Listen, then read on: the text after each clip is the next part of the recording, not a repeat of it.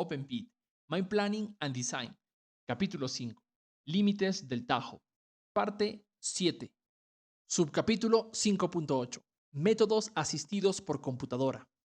El generador de tajos abiertos RTZ. En 1969, Fairfield y Light presentaron el paper Un programa computacional para el diseño de tajos abiertos, el cual describe el proceso de planificación usado por muchas minas hoy en día. Las técnicas computacionales usando secciones no resuelven el problema de las secciones finales o del suavizado de perímetros y por lo tanto tienen limitaciones.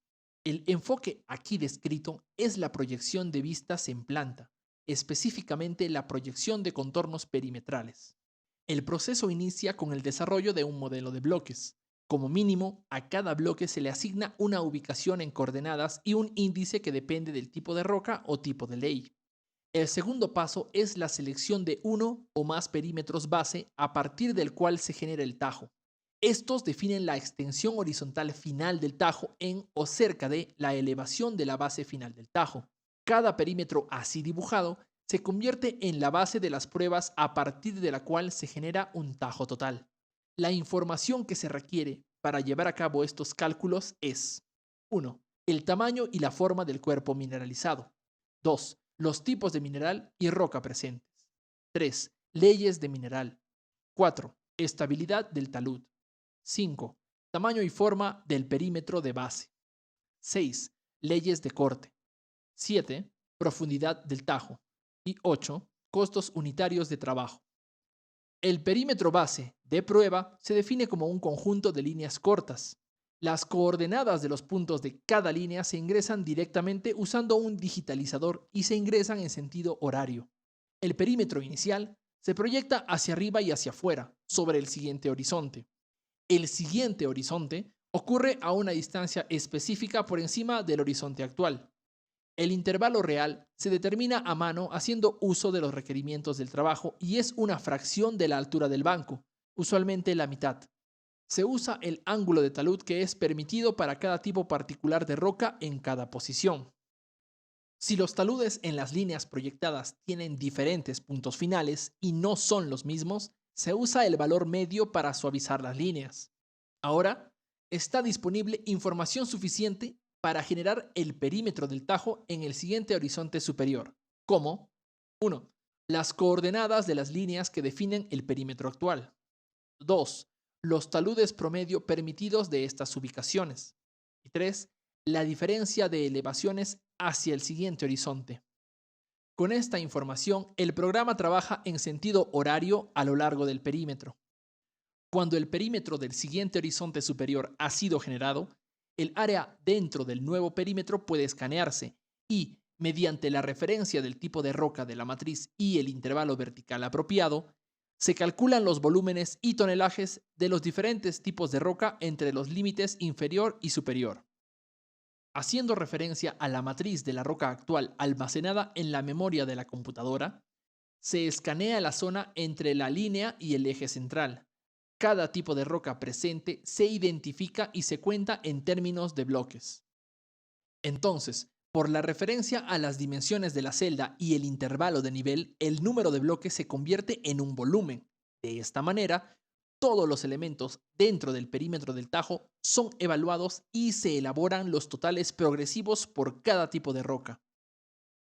Antes de continuar con la proyección del perímetro hacia arriba al siguiente horizonte, deben hacerse dos verificaciones y ajustes si fueran necesarios.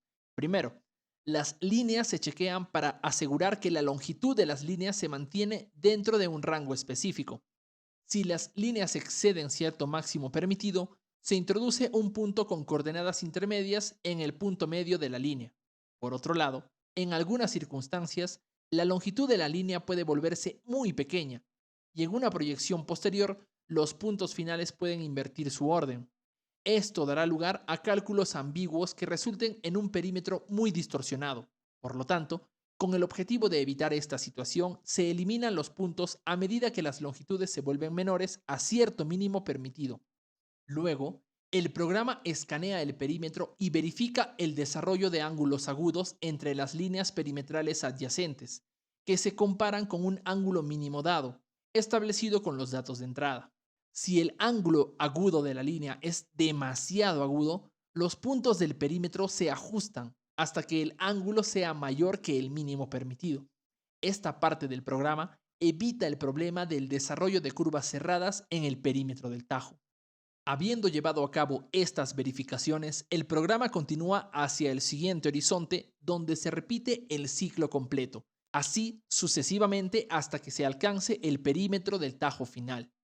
Los resultados finales típicos del programa son: 1. Coordenadas del perímetro del tajo. 2. Volumen y tonelaje de mineral. 3.